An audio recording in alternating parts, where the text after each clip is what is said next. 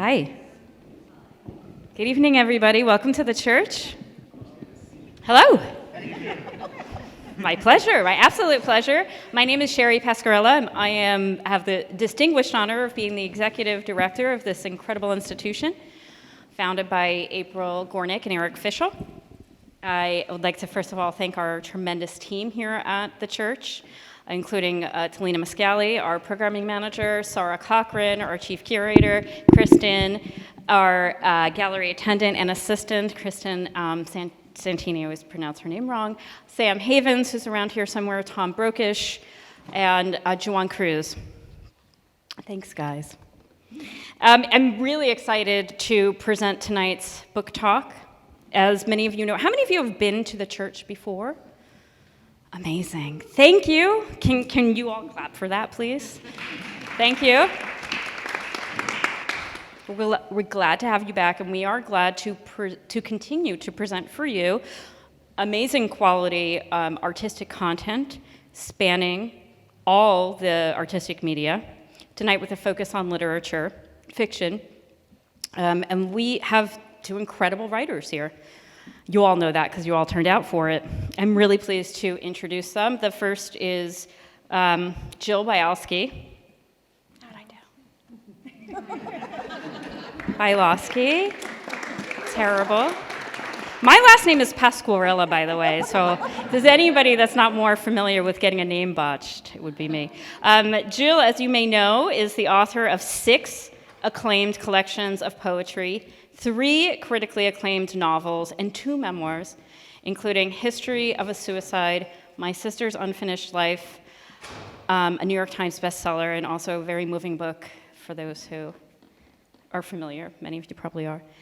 She is executive editor and vice president at Norton & Company. Her work has been finalist for the James Laughlin Award, the Patterson Literary Prize, and Books for the Better Life Awards. In 2014, she was honored by the Poetry Society of America for her distinguished contribution to poetry. She lives in New York City and out here, right down the street, I think. Thank you for being with us, Jill. And A.M. Holmes, who's the author of 13 books. That'll keep you busy.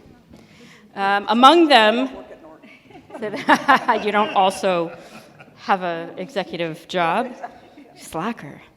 Among them, the best-selling memoir, The Mistress's Daughter, the novels This Book Will Save Your Life, The End of Alice, on my list of very favorite books that I've read in my life, and Jack, of course, classic, and the short story collection, Days of Awe, The Safety of Objects, and Things You Should Know. She teaches at Princeton. Thank you, ladies. As you know, they are going to read a little bit this evening from their respective new works. And I am going to provide the context of those works for you and then pass it over to them to do the rest. Starting with Jill.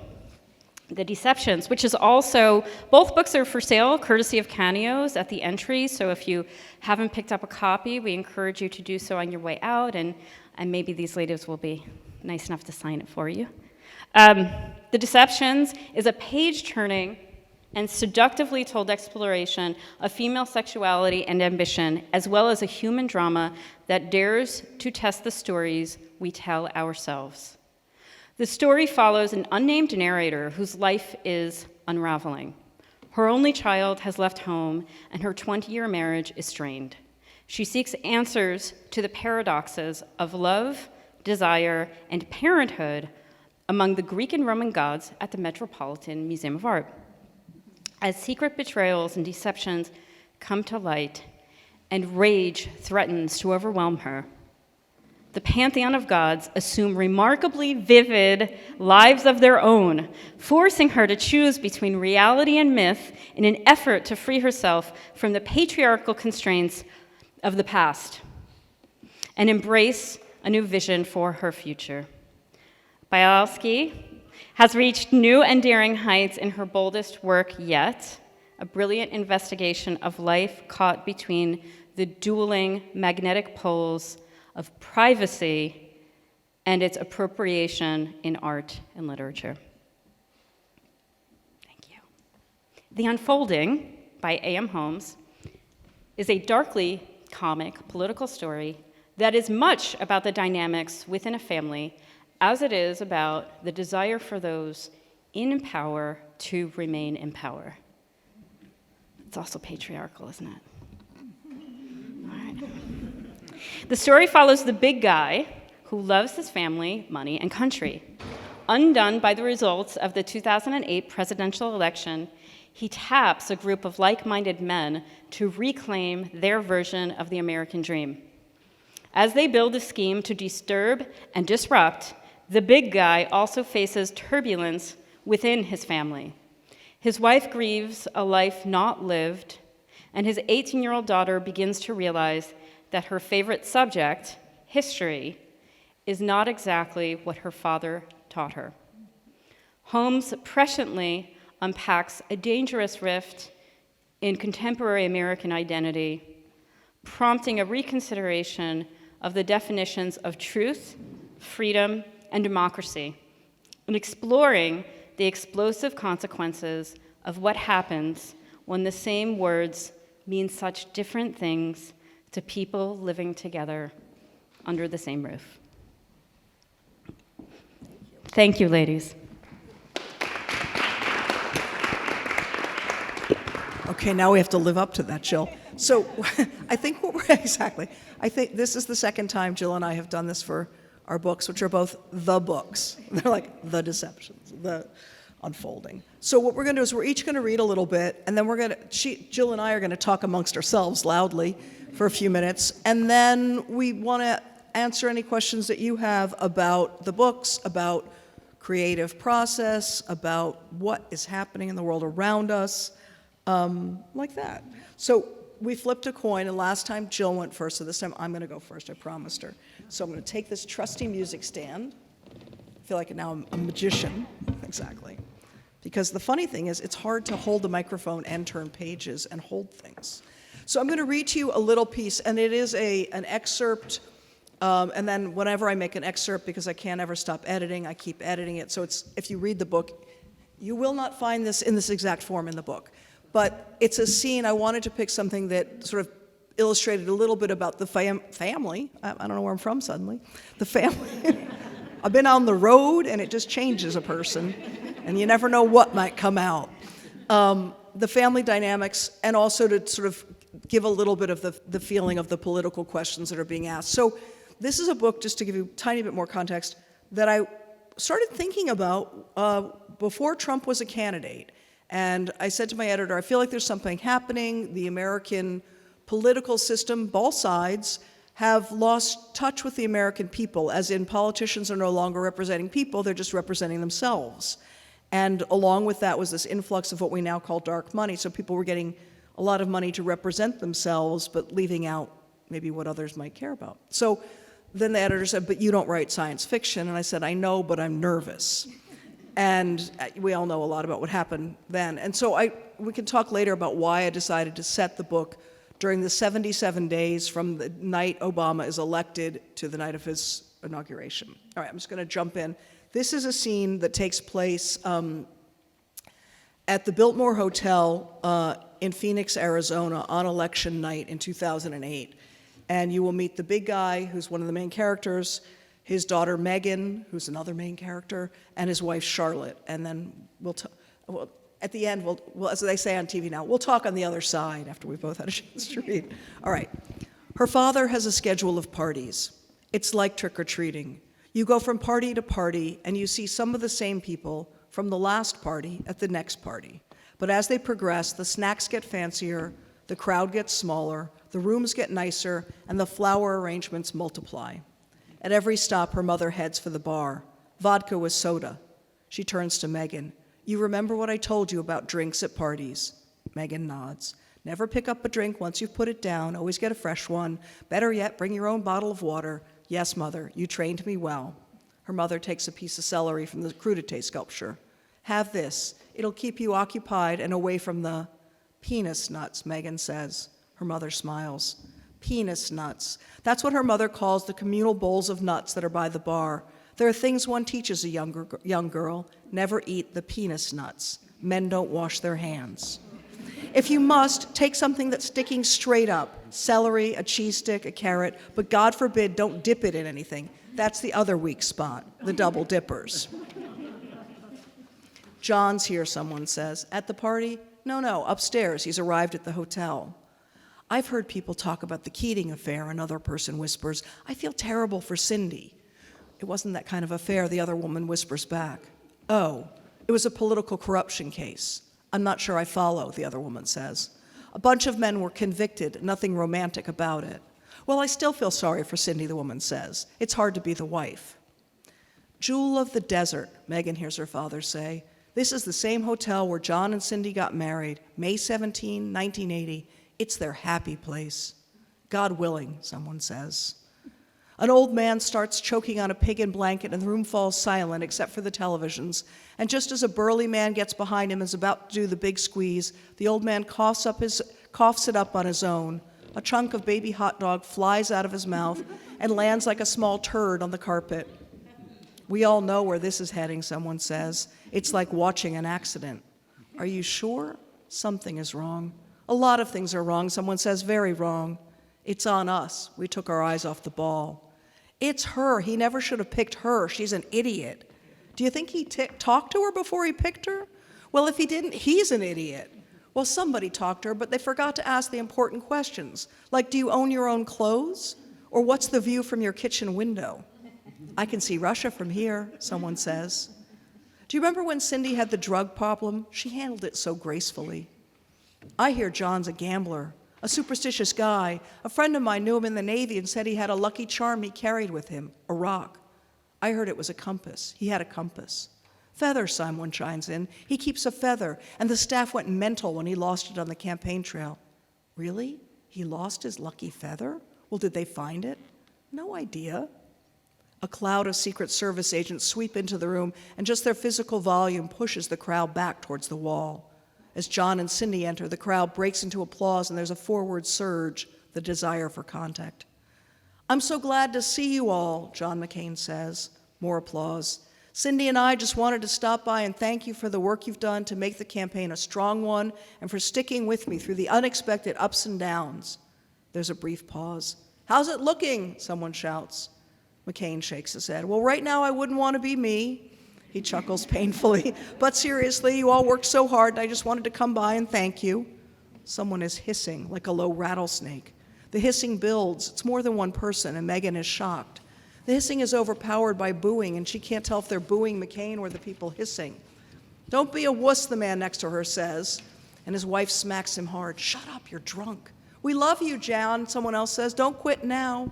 With nothing left to say, McCain raises his arm as far as he can and makes a gesture somewhere between a salute and a send-off. He gives Cindy a little nudge, and they're quickly out of the room. Hopefully no one will remember you, the wife of the drunk man says. Oh, I'm the least of his problems. I'm surprised he can come in here and seem normal enough. Well, what should he do, she says. Should he start crying? He's got to put a good face on it. Who knows what he's doing upstairs? Smashing shit, the man says. That's what I'd be doing. I'd be fucking throwing the sofa through the window. That's it, the wife of the drunk man says. I warned you. We're leaving now. Say nighty-night to your friends. Thank you. And that's my little aperitif, and I'm going to pass it over to Jill.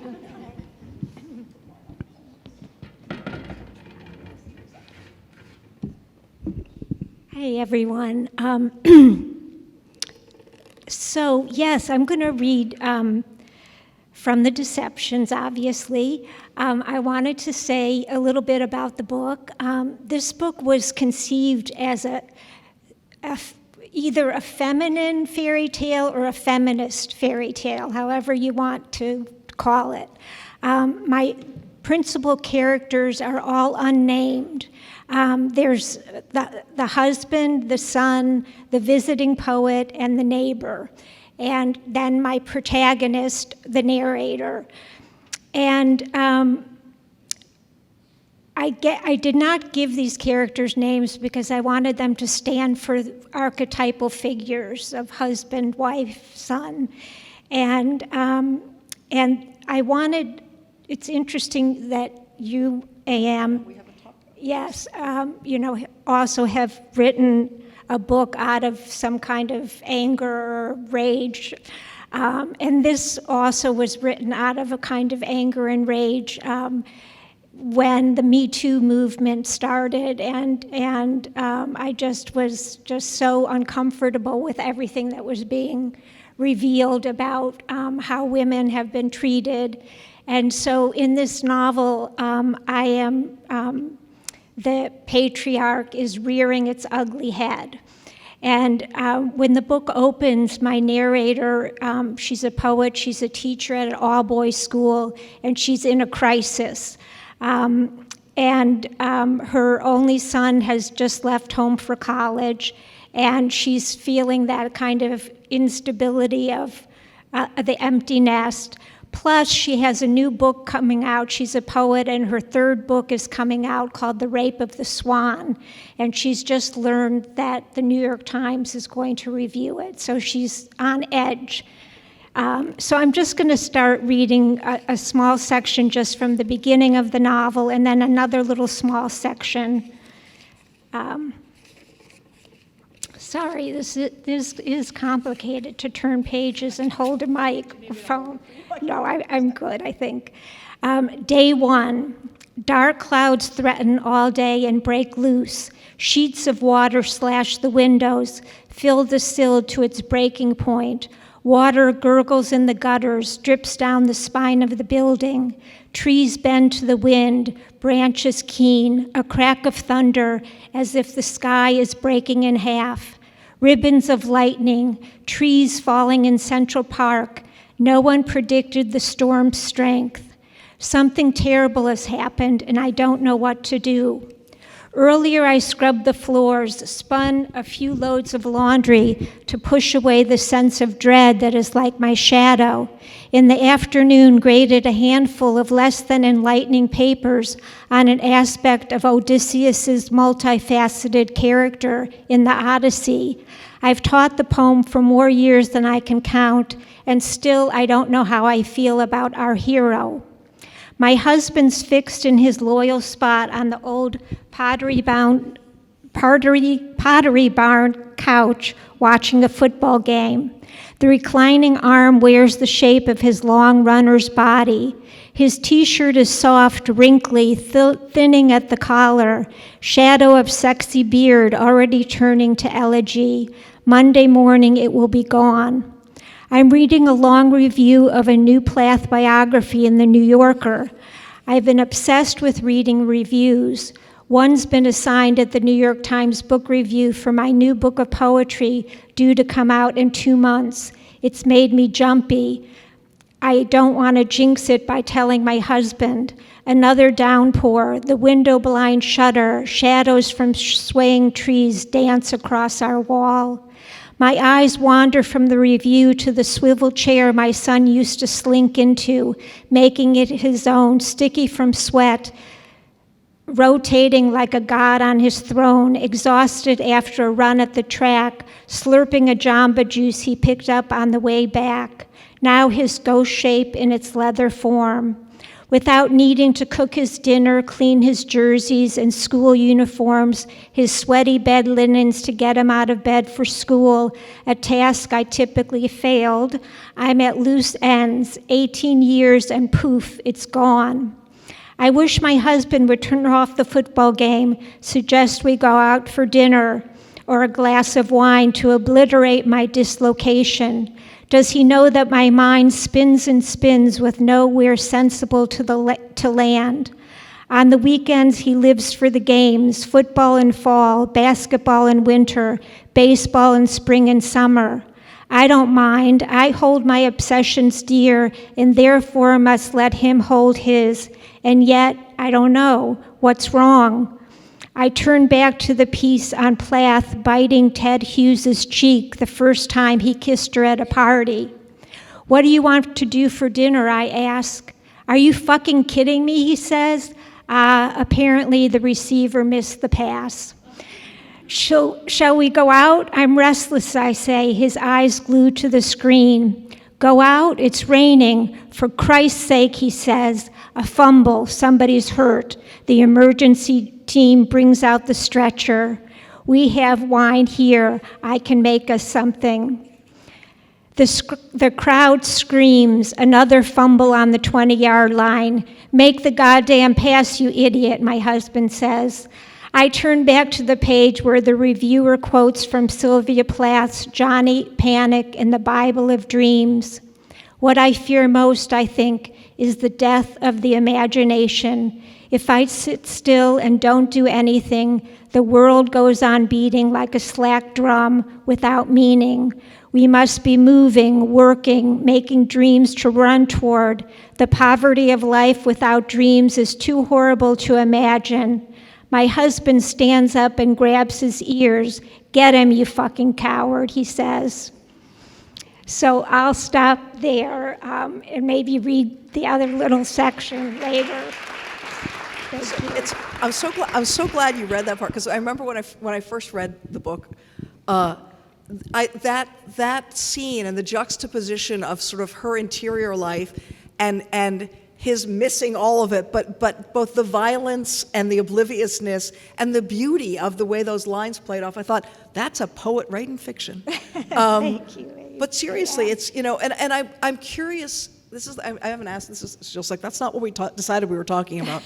But I am curious to hear about, what is your editing process for fiction like? Especially, you are an editor. Right. So, and poems to me are so hyper specific because, you know what poets are like, but you are one. But looking at every word and every piece of a line, and then in fiction, how is it different for you, both in the writing and the editing? Yeah, it's a tough question, because sometimes I don't really even, I have a passage in this book where my character says that she just gets so lost in her imagination and her world, and she can barely come out of it some days. And I think that that's what the process is like for me, especially the initial early draft of crafting the novel and the book and just getting the first draft out. And then it really does, for me, become this process of figuring out exactly what I've done, and then what I want to accentuate. Poetry is very much about movement and juxtapositioning and rhythm and sound. Absolutely. And I think all of that plays into fiction, except that with fiction you also have dialogue. And I think point of view, for me, I want to ask you about this, A.M. I think point of view is actually the most interesting thing about fiction, because this is the first time I've written in the first person point of view, which was kind of terrifying in a way, but I wanted to get into the inner life of this character, and the first person felt like that was as I think your books tell you, that was the way it had to be. Sure. But with poetry, you don't think so much about point of view, right. Even though point of view can be used. Obviously, it is used. But I think that for me, I think a lot about the movement of a novel and the story, and like when you have to stop and turn, right, so that you don't, to keep the pacing going is something I think about a lot in the various drafts. It really is, I know you know this, A.M., that every book is its own puzzle, and, the pieces have to somehow fit together, and you don't really know till you're really far into it if that's going to happen, so it's a huge leap of faith. It's funny. No, I was just thinking when you said that yes, each book is supposed to. Yeah, I wanted to say one more thing about that paragraph. It also is so interesting because in that paragraph, you beautifully talk about so many aspects of a marriage without ever saying I'm talking about a marriage. But the idea that one person's entirely in their head and like thinking, oh, it would be nice if you would just rescue me and take me out for dinner. And I was like, God damn it, like yelling at the TV. And it is so much, all of the layers of that are about a long relationship without you ever saying this is a paragraph about a long relationship.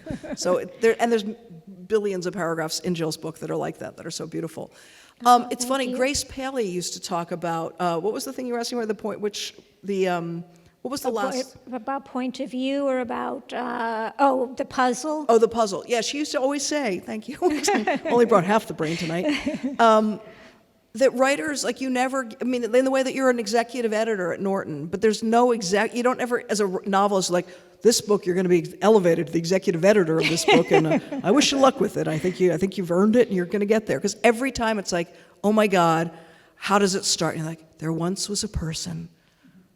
And then you're like, oh my God, what happens? But it is, you're thrown back completely to the beginning, and you just hope that some of whatever you've learned along the way you can thread back through, but you also raise the bar for yourself, and you change the thing every time. Yeah. It's terrifying. Yeah, I don't know why is. anyone does it. It's crazy. I know. Crazy. When you hear people say, well, I want to write a novel, I feel like screaming. Right. Because they have, no idea what's at stake and how many balls you're juggling and Yeah. how many, and what you have to think about in order to convey what you're after. I have an author, you know her, A.M. Mangista. Yeah, yep. And her novel is called The Shadow King, and in the early drafts of the book, she had a really hard time. It's a historical novel set in Ethiopia before the Italian invasion, and she had a very hard time. Took her 2 or 3 years to do the research, but she hadn't been able to find yet the voice of her Exactly, yeah. character. Yep. And that was killing her. And she told me that finally what she decided to do was that she had each character write a letter to her about Exactly. themselves. Yeah. And I thought that was really, have you done that? What? They don't write to me, but I do. I don't give out my address that freely. I'm like, oh no, you don't. But I do. This sounds weird. I talk to them. I ask them a lot of questions. I kind of interview them, much in this format. I'm like, so big guy. And I thought that was so interesting too. The notion of the archetypes, because everyone's like, why is your main character everyone else's name but the big guy? And I was like, well, because he is the big guy. He is the person who takes up a lot of space and Right. doesn't realize it, and so on. But I do ask them a lot of questions. I ask them, why are you here? What do you hope to get out of this book? And then, as you're writing, there's things like you're like, and it's a little like being a therapist. You're like, I feel like you're resisting me. And they're like, oh, really? And then it's like a weird push-pull because you're like, like not to be nudgy, but I feel like there's secrets you're sitting on. There's things that would make this easier for both of us if you would just be a little more honest with me. I can't do my job if you don't participate. I mean, it's, and then there's other days where the different version where you look in the mirror, you're like, you're fired. And you're like, I live here. And then you're still like, just get your things and go. And you're like, but I won't see you anymore because we're looking, it's hard. It's a very weird thing. I love that. And you talked about this notion of, and it's just really important to talk about, the imagination. Because so often, and with this book, because there's tons of history and fact in this book also, but I think a lot of people, including writers and readers, have forgotten about the imagination or the importance of using it and what it means to make up stuff. Then by using the imagination, we reflect a lot that is real and true. Mm-hmm. Can you talk a little about that? Yeah, I think that's, the imagination is really, I think, the fuel of a book, especially fiction or poetry. I think memoir is different because you're relying on truth. Yes. It's important to know that difference. Yes, exactly. Yeah, it's sometimes forgotten. But, I think that what I loved about in writing The Deceptions, even though I came up to stumbling blocks over the years, but I really loved that I set some of the book in the Metropolitan Museum of Art, where my character goes to find sanctuary. And I do this thing where, so she's teaching the Odyssey to her class, and then when she goes into the museum, I thought to myself, why not make her also in dialogue with the Greeks, with the Greek gods and goddesses and the myths. And so I twinned, and I didn't even know I was going to do this, but I twinned in her own story with some of the stories of the gods and goddesses. But having that, and for me, that was just such a release. Somehow it kind of opened the book for me. And I want to ask you, A.M., I love that you read that piece about Megan going to that party. And, you know, I think I told you that Megan is such a great character because she's so innocent. Right. And her parents are big figures. And you got that so spot on, that party. Been to a lot of parties. But I wanted to ask you about the big guy, because again, that had to require a lot of, do you want to tell them who the big guy is?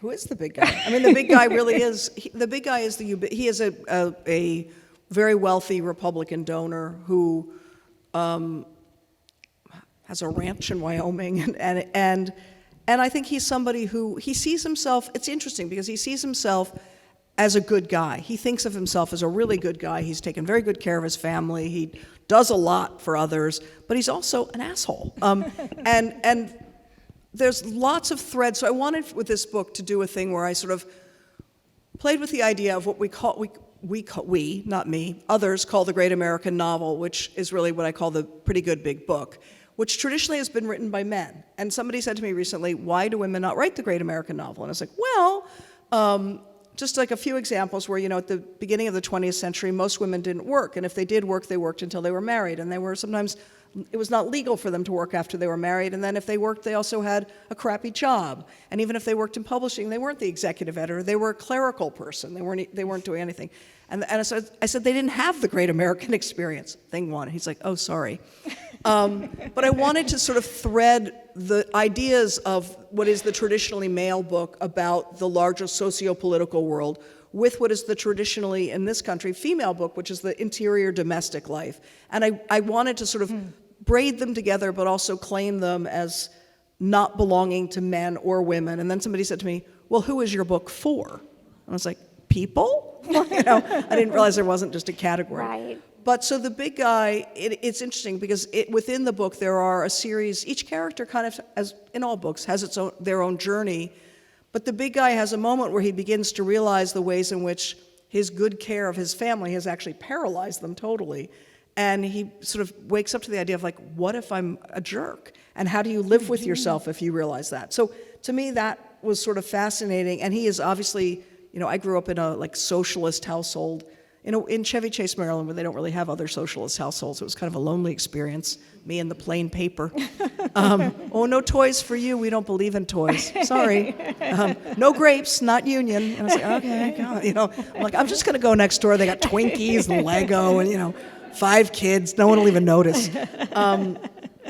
But the big guy is definitely very different. And I'm curious for you about the poet. I mean, I did a ton of research, but then the bottom line comes down to, what is organic or true for this person? And I think what's so interesting, when also in your book, you're writing in first person, and I think whenever we writers write in first person, and whenever a character is also an author, they're like, it's entirely about the person. And I've had fun. The last book of stories, I played with that in a story that people call me and go like, I feel really bad for your partner. And it's like, it's not true, you know. But it is interesting. It is. Tell me about the male poet in yours. This is the confessions hour. Yes. Where did he come from? Yeah, the visiting poet is this character who comes to the school where my protagonist works as a visiting poet, and he really is, he's not a great person.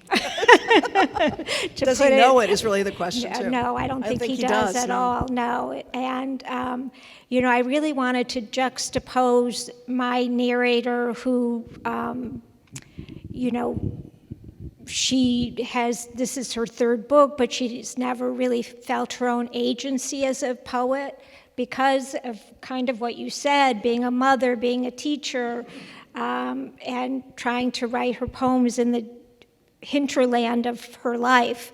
And this visiting poet comes and he's actually the exact opposite of her. He's like, I write for fame, I write for power, I just won this grant, I need this one.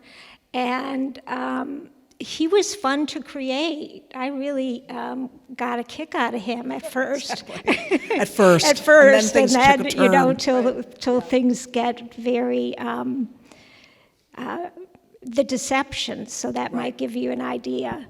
But yeah, I do. That question of a novel and imagination and fictional characters. Yes, there's an element of truth to a novel that.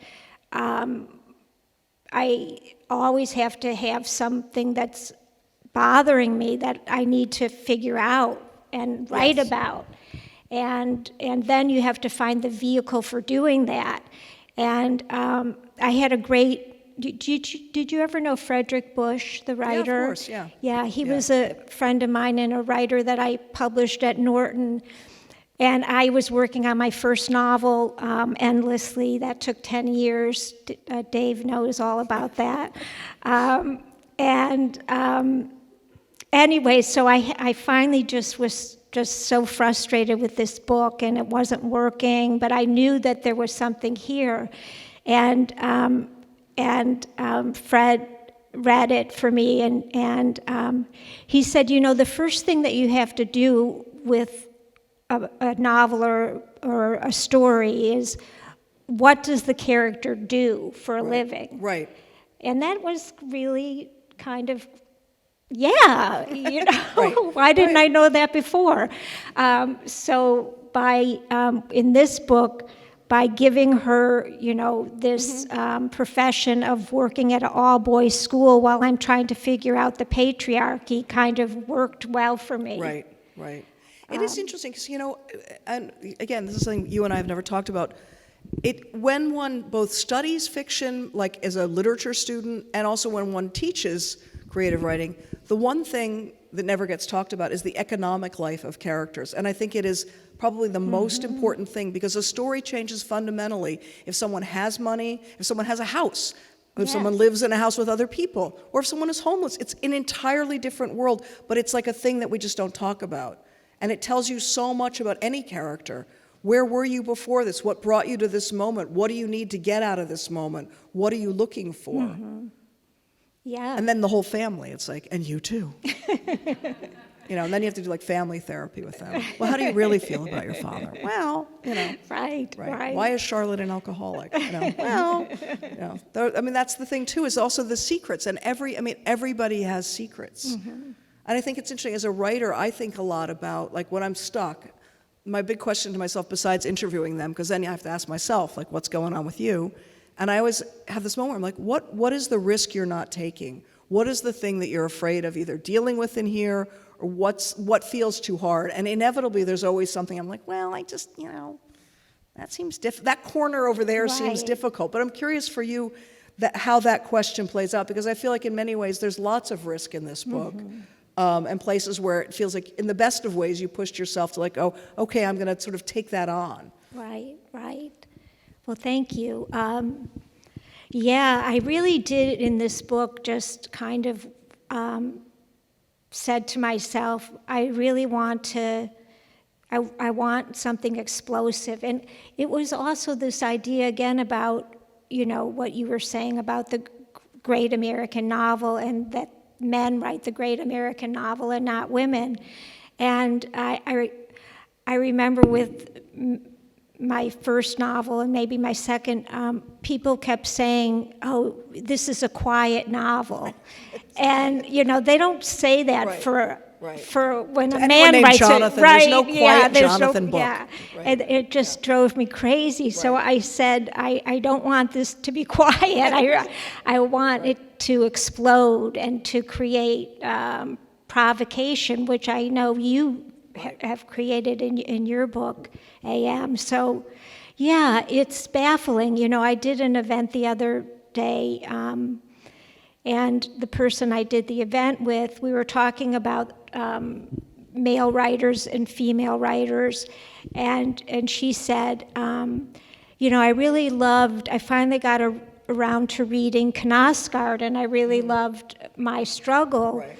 And she said, it's all about fatherhood, but, nobody says that when they talk about his work. Right. So, it's annoying. It's annoying that nobody says it's about fatherhood? Yeah, but it's Right. annoying that, then, if a woman writer is writing about, explosive themes maybe that have to do with domesticity or, motherhood, it's not considered the great American novel. No, and nor, I mean, not to be weird, but the Knausgaard, it's many volumes, right? Yeah, So it's yeah. like my life, some more about my life, a little bit more about me. And in case you didn't read the first 4, there's some more. I think you have a new career. Could I have a TV show, a talk show? Yes. Yeah, and I just, It must be I'm not allowed to digress. That's what there's this, some of you know this, but a couple of books ago, I was inside for too long, and I thought, I've got to get out of the apartment, because, writing a novel, you're like, again, you're with yourself, and because I'm not an executive editor, I'm just like, hello. And I was like, you got to get out and just do something. So I took this class in stand-up comedy, which it was a problem, because then when the book came out and I went on tour, and when you stumble over words when you're reading, all of a sudden I would digress into stand-up comedy, and it was not good. It just could go really I like weird. This new chapter. No, We've known each other for for a many, very long time. many Yes, years. just, no, I can't do that. But the Knausgaard, I do think yeah. it's. I honestly, and this is going to sound weird, the only woman writer who I think has gotten a little bit close to what Knausgaard is doing, but still, volume-wise at a smaller scale, is maybe like Rachel Cusk, who I think writes incredibly beautifully, but it has that same sense of, I'm going to call it self-involvement, because I think they're both very self-involved, Yeah. but and recursive in that way of revisiting oneself and kind of unpacking things. And her work is brilliant, but still, it's the books are this big and the Knausgaards are that. That's so interesting, I know. yeah. And his books sell volumes and hers don't. Exactly. How long have we lived in this country? Yeah. It is complicated, and again, it's, how do I say this too? For years, I wouldn't even have this conversation, because I thought, I don't want to be that kind of woman writer. So secretly, women writers are going, how many women writers get reviewed in the whatever? And they'll be like 4. And it still feels whiny, and then you think you're not supposed to whine, because that's Right. like too feminine. Whatever. But it is a complex thing. And there is, and again, going back to the brilliant Grace Paley, she used to say, women have always done men the favor of reading their work, and men have not returned that favor.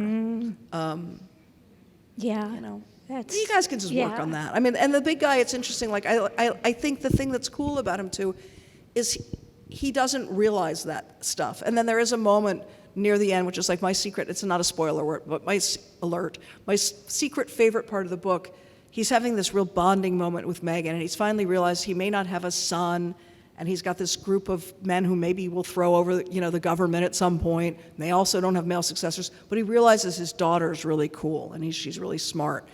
And they're in the National Zoo, and she's like, Dad, is there something you wish you'd done or invented that you just, would make you feel better? And he's like, yeah, there is. And she's like, what is it? And he goes, the atomic bomb.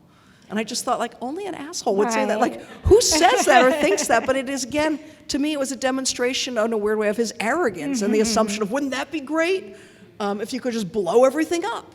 So it's complicated. Yeah. I know. Should we see if people have questions? Yeah. please? Yeah. 20, so Yeah. if you guys want to start taking some questions. Yeah, that'd be Anybody have a great. question? There's a question right here in the second row. I wanted to ask either of you or both of you about endings. When you embark on this writing journey, do you have a destination usually in mind? And in the course of weaving your narrative, do you typically get there, or do you typically get to some other place unimagined at the beginning? Jill? I never really know what the ending is going to be until I'm pretty far into it, and then I change it for this book several times, many times. I tried different endings until I really felt like I got what I wanted out of the book. But endings are hard because everything lands on the end. Even in our editorial meetings at work, if I want to acquire a novel for the company, and my colleagues can't read the whole thing because, nobody would have time. And they always say, well, what happens at the end? And, everything turns on what happens at the end, which is really true. And yes, so sometimes I think that your characters ultimately tell you what to do. And, I also ask myself these questions, or my characters, says to me, should it end where there's no hope? Should it end with optimism? Should it end, with mystery? And it's challenging.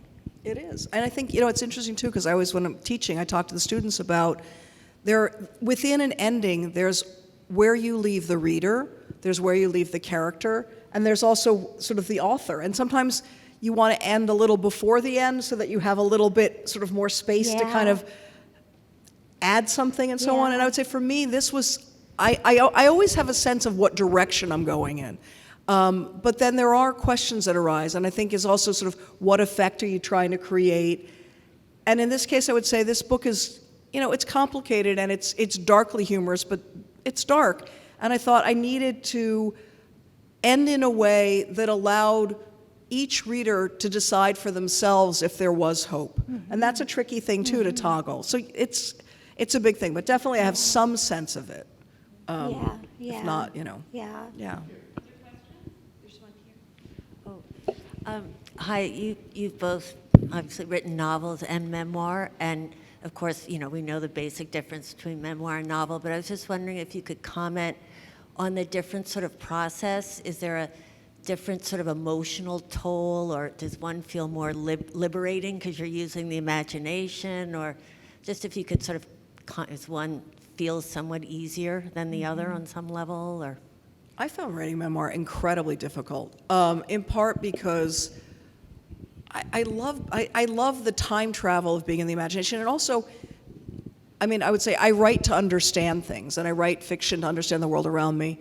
Memoir, it's painful, and it's not like, and people are like, was it cathartic? I'm like, I don't know, no, because you're like picking at a wound for years, like, oh, look, it bled a little more today. Oh, if I pick at that edge, that's really, so it's complicated, and definitely I felt the need to not bend the storyline, meaning fact, into something else. So if I ever departed from that, I would have to literally say, I imagine that, or I, step into it in a different way. But I'm curious for you, because, I feel the same, actually, that, writing a novel for me, even though it's challenging and complicated, it's also fun.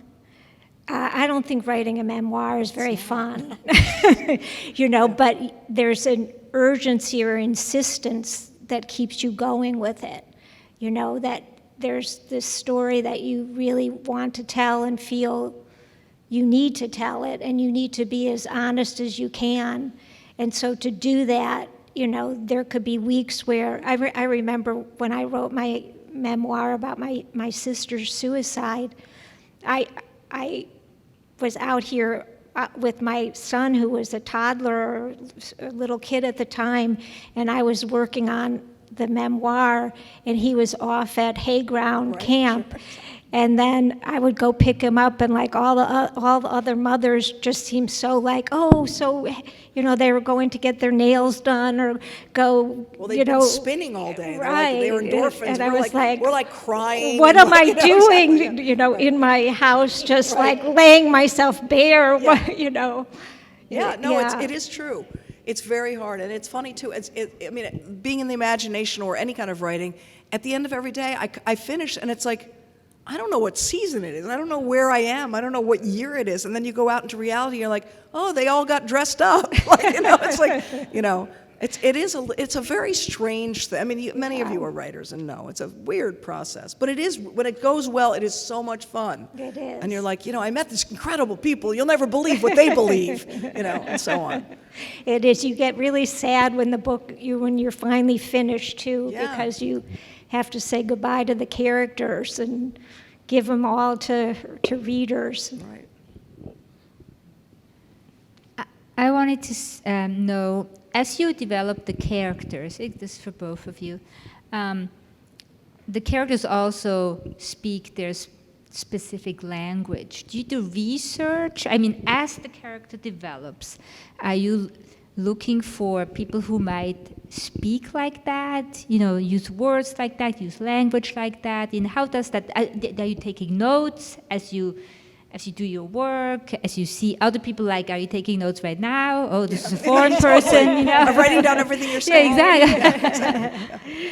Yeah, I mean, the answer is yes. So, and I would say, part of that too is going back to thinking about talking to them and thinking about who are they, where did they come from, what preceded them to this moment, what is their background, what matters to them, and all of that affects the way a person talks, and importantly also the way each character views the experience they're having, right? So they don't all see things the same way within a book. I mean, that's the coolest thing too. It's like a little bit like when you turn a kaleidoscope.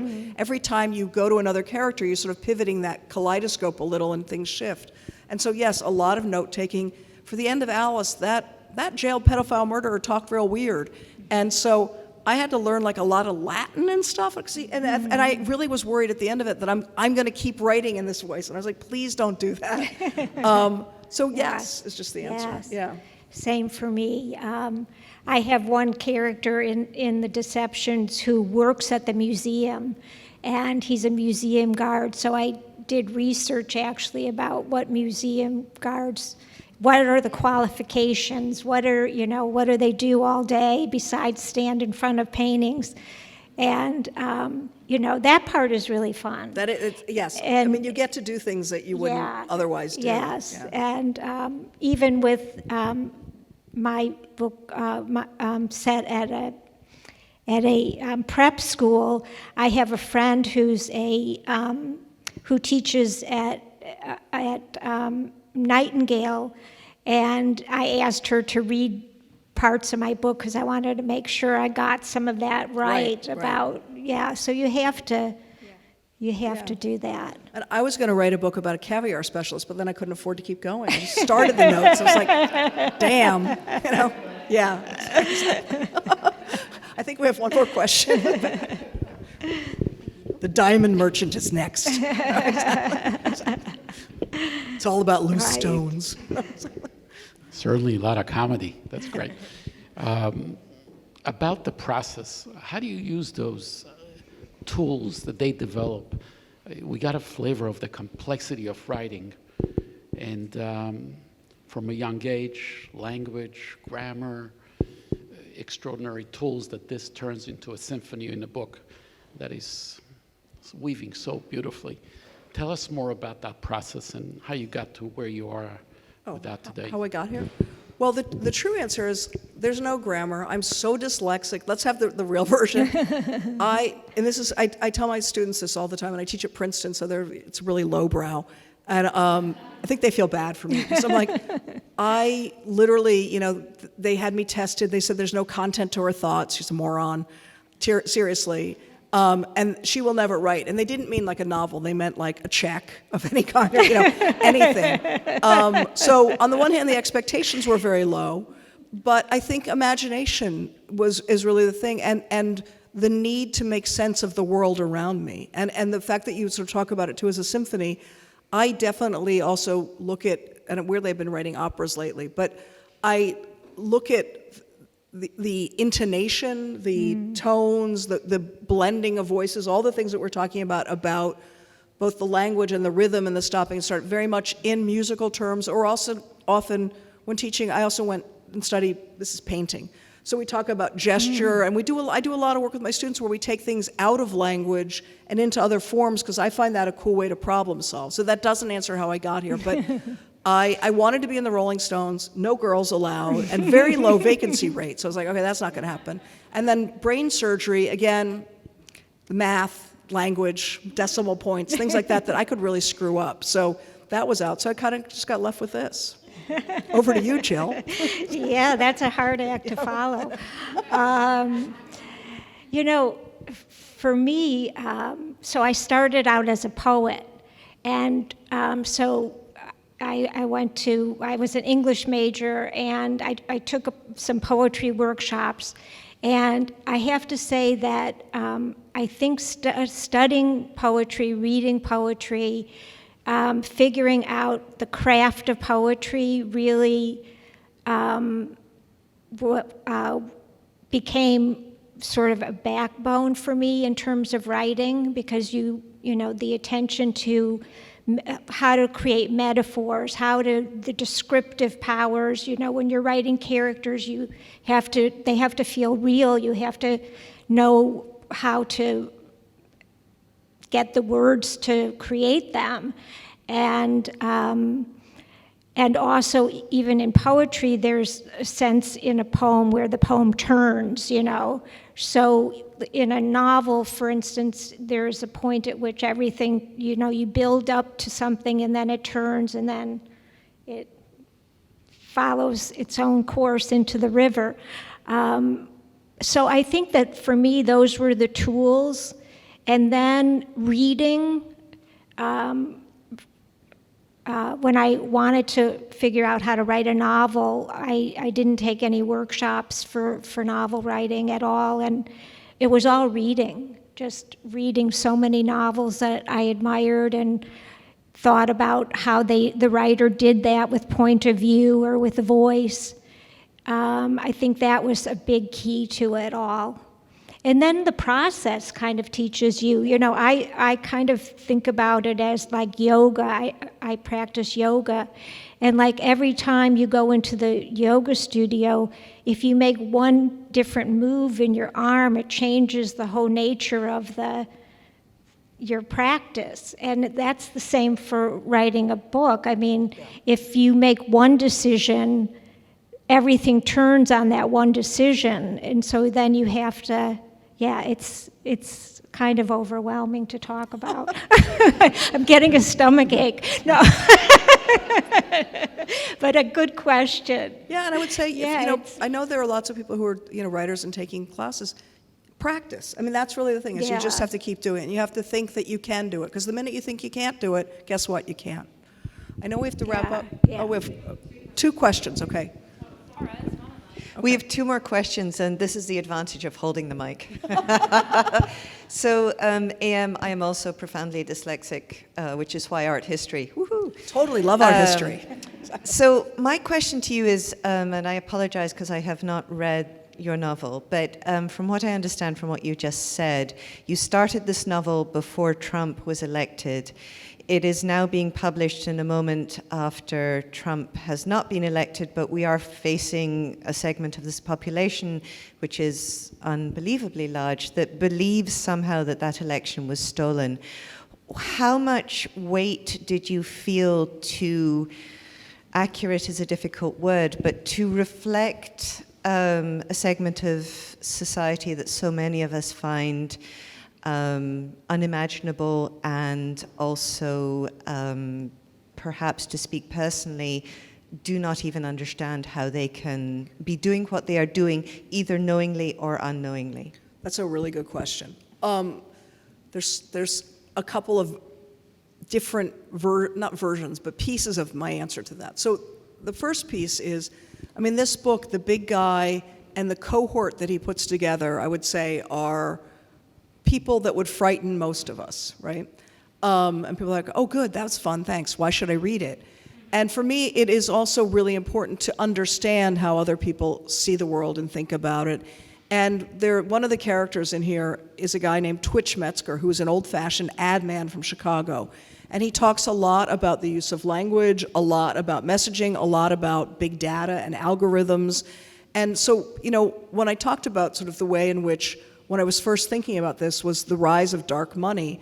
In 2008, if you gave $100,000 to a candidate, that bought you enormous amounts of access. Mm-hmm. If you look at, last month, the reports about Leonard Leo and the Federalist Society, $1.8 billion. That buys you a country. So that is the thing that we're looking at. And when I finished this book, my editor in England called and said, I'm just a little confused, so help me here. She goes, you're saying that the big guy and his friends want to protect and preserve democracy, but they seem like they're trying to overthrow the government. And I go, oh, you don't sound confused. And she's like, but wait. And the idea that now certain things mean very different things, but the same word means different things to different people, and the way that words are used in a very manipulative way. We all know you get like letters, and it goes, for people who love pets, and then you open it and it turns out it's some like horrible thing where they're like, you should eat more of your pets for dinner or something, So I'm looking a lot at that, and I always say it's important to me that the books not tell people how to see things, tell people how to think, but provide something to talk about and provoke that conversation. So on the one hand, I would say, like, my Democratic friends are like, well, why would I want to read a book about like rich Republicans? I'm like, because you need to. And then people go, do you think the rich Republicans will like it? I'm like, I don't know if they read. I don't know if they read novels. I don't know if they read novels by women, but I'd be really curious. And one of the corollaries, and this is an art moment, is when I look at some of Cindy Sherman's photographs, and Cindy made a series that was a lot of like portraits of what looked like sort of fancy museum people and collectors. And they're kind of grotesque and pushed out there to the extreme in the same way that My Forever Men are kind of surrealist, extreme, hyper-intensified figures. I'm not sure that if a collector looks at Cindy's work, I think they like what they see because I think they're not reading it in that way. So I think it's super interesting. I don't know if that answers your question, but. I have one last question for Jill. That was a great answer. Thank you. Yes, Sarah? Does it answer your question? A last question for Jill. Actually, I am very curious about how this presumably prolonged and intimate relationship you have with other writers' work impacts your own process and your own work. Yeah, that is an excellent question, and one I've never been able to answer in a, I think, successful way. And everybody asks me that question. And I think the short answer is that, well, one, I'm lucky because I get to work with these writers that I admire. And I also get to get out of my head by having a job that I'm not, that's not so internal and not so solitary.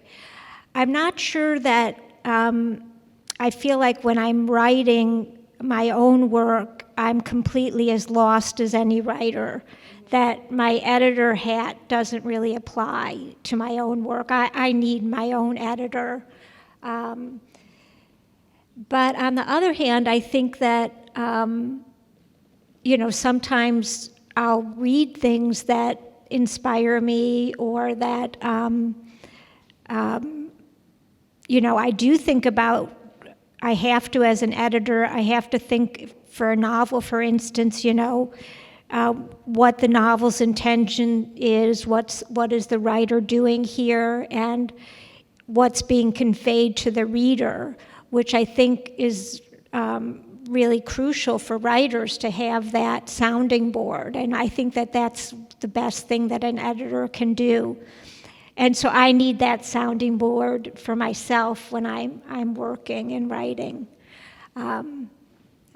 I don't know if that answers the question. It's a hard question, I imagine. Thank you for your generosity. Yes. I should just say, I'm so happy that we got to be here at the church and to see everyone. And also just a giant thanks to the folks at Canio's, because, books and bookstores and libraries are so important right now. Yes. So let's just make sure that we have art spaces and bookstores and libraries, and we can at least keep that part of our world going. Yes, Here, here. Thank you so much, second that. Jill and A.M.